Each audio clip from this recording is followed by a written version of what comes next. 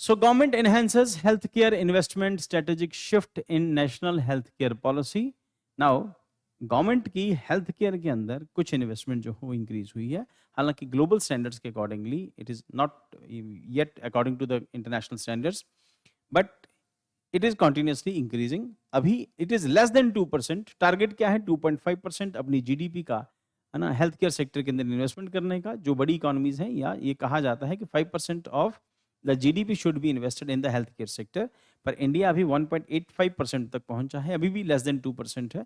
और आने वाले दिनों के अंदर टारगेट गवर्नमेंट का 2.5% है. तभी वेलफेयर गवर्नमेंट आएगी, तभी जस्टिस मिलेगा, तभी सोशल जस्टिस भी मिलेगा, तभी इक्वालिटी भी आएगी रियल सेंस में, है ना. नहीं तो बहुत सारे लोग अभी भी हैं जो इलाज नहीं करा पाते. But as we have seen that prime minister PMJ program जो है इम्प्लीमेंट हो रहा है. अभी बहुत सारे और प्रोग्राम्स हैं जो हेल्थ केयर सेक्टर को लेके हैं. कोरोना के अंदर इंडियन गवर्नमेंट ने जो भी किया बहुत अच्छा था.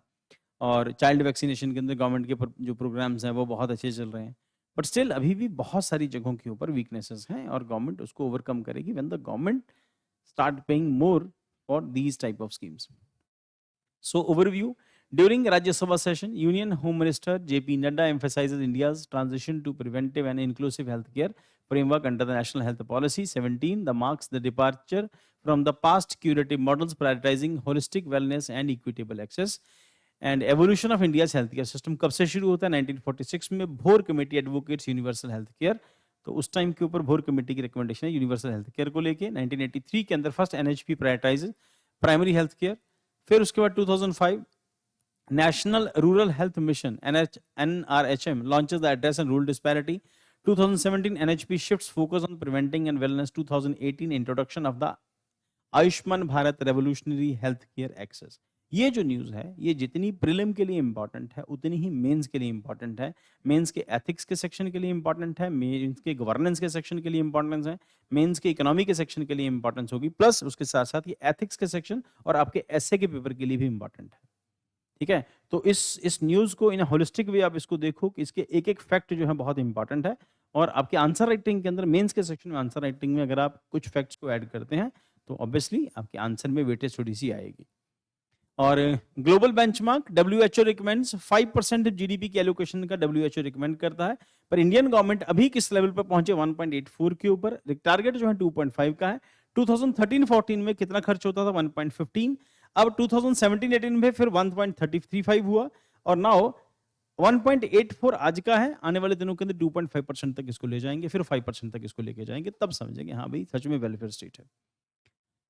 So structure of India's healthcare sector, public sector delivers primary case of PHC in rural areas. Primary healthcare rural areas तक पहुंचाना मेन टारगेट है. Limited secondary tertiary facilities in urban hubs. Private sector के अंदर dominate advance care metros tyre 1-2 cities include telemedicine, medical tourism and insurance. से भी नया concept शुरू हुआ टेलीमेडिसिन का.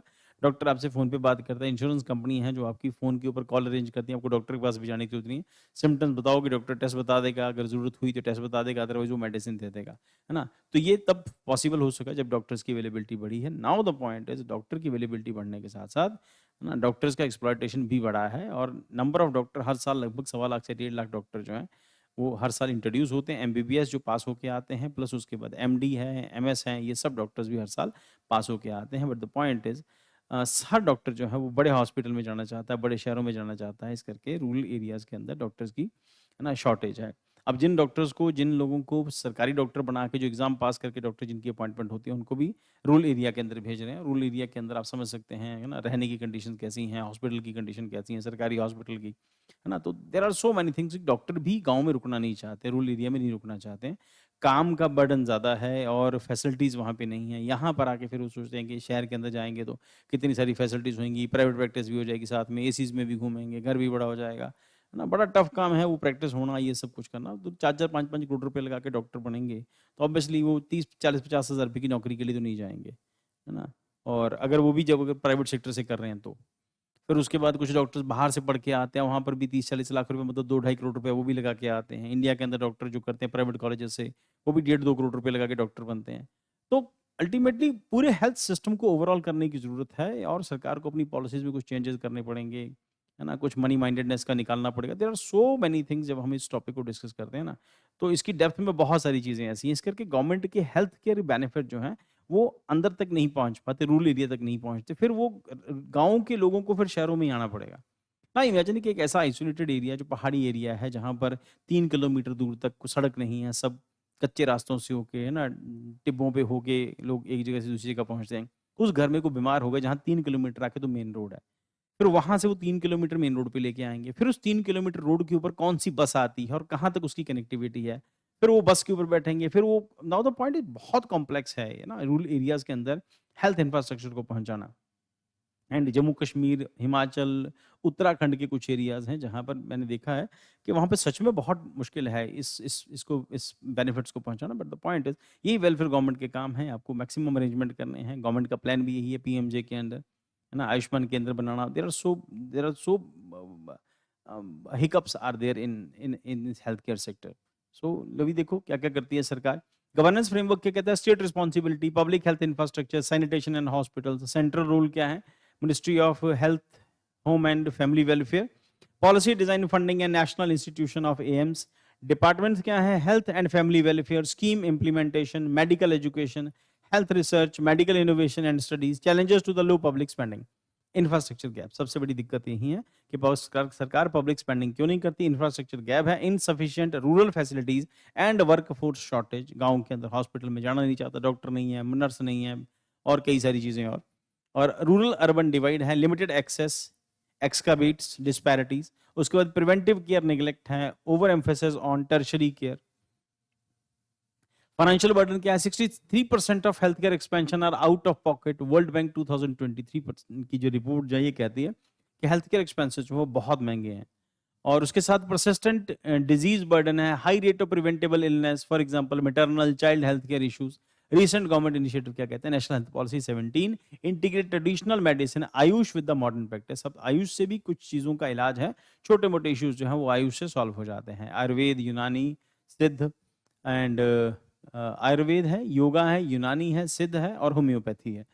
Promotes universal health coverage. Ayushman Bharat, कई बार आप लोग सुनते हैं, ये सुनने को मिलता है कि गांव के अंदर झोला छाप डॉक्टर ही इलाज कर रहे हैं और सरकार उनको सप्रेस नहीं कर रही। रीजन उसके पीछे ये कि अगर झोला छाप भी हट जाएंगे तो फिर डॉक्टर कौन जाएगा? सरकार के ऊपर डिमांड बढ़ जाएगी, प्रेशर बढ़ जाएगा, क्या डॉक्टर लेके आओ। तो गाँव के अंदर वही आरएमपी झोला छाप डॉक्टर जिनके पास कोई डिग्री नहीं है but they are giving the treatment. किसी डॉक्टर के पास, है ना, कई साल तक कंपाउंडर रहे, उससे कुछ 15-20 बेसिक मेडिसिन सीख ली, वही दे रहे हैं, वही चीज इलाज कर रहे हैं। तो सरकार की फैसिलिटी वहां नहीं पहुंचेगी तो यही काम करेंगे जब तक। प्रमोट यूनिवर्सल हेल्थ कवरेज है। हाँ, ये है कि अब ये जो आयुष के डॉक्टर्स हैं इनको भी फिर अपॉइंटमेंट मिल रही है। गाँव के अंदर एक आधे क्लिनिक के अंदर एक आधा डॉक्टर को बैठा हुआ है। तो आयुष्मान अयोध्या मंदिर 1.70 lakh centres, 365 crore patient visit. अब यहाँ पर ये है आयुष्मान आरोग्य मंदिर जो बनने शुरू हुए, उससे है ना थोड़ा हेल्थ बेनिफिट जो है इंक्रीज हुए हैं। Insurance for 50 crore vulnerable citizen, ये भी एक बहुत बड़ा स्टेप था। जो 50 करोड़ वल्नरेबल सिटीजन के लिए जो 5 लाख तक का जो बीमा हुआ, ये बहुत पॉजिटिव एस्पेक्ट है। नेशनल डिजिटल हेल्थ मिशन है NDHM, health IDs and telemedicine integration.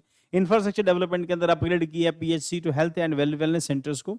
और Pradhanmantri Swasthya Suraksha Yojana PMSSY, new AIIMS and medical colleges, कई जगहों के ऊपर नए एम्स खोल रहे हैं, जैसे बठिंडा में एम्स खुल रहा है ना, वो बन रहा है। कितने साल लगेंगे अभी तो नहीं पता है, बट काम चल रहा है उसके ऊपर, एम्स का, है ना। पीजीआईज हो गए, एम्स हो गए। और अफोर्डेबल मेडिसिन क्या है? जन औषधि केंद्र, 10,000 plus centres offering low cost generic medicine. India उसका जेनरिक मेडिसिन का हब है। Regulatory refers, national medical commission act replace MCI and transparent government. Future priorities क्या है? पोस्ट पैंडेमिक लेसन्स हैं, strengthen primary care and emergency preparedness, boost funding, align with WHO's 5% GDP target, preventive foods, expand screening, hypertension, diabetes, public-private partnership, leverage innovation and efficiency, research and development, accelerate vaccine, drug development and traditional medicine integration. Conclusion, India's healthcare strategy is pivotal towards providing equity, sustainability, enhanced funding, digital adoption, and systematic reforms aim to bridge gaps and build resilience, ensure health to all in lines with SDG 3. Sustainable Development Goal 3. Next.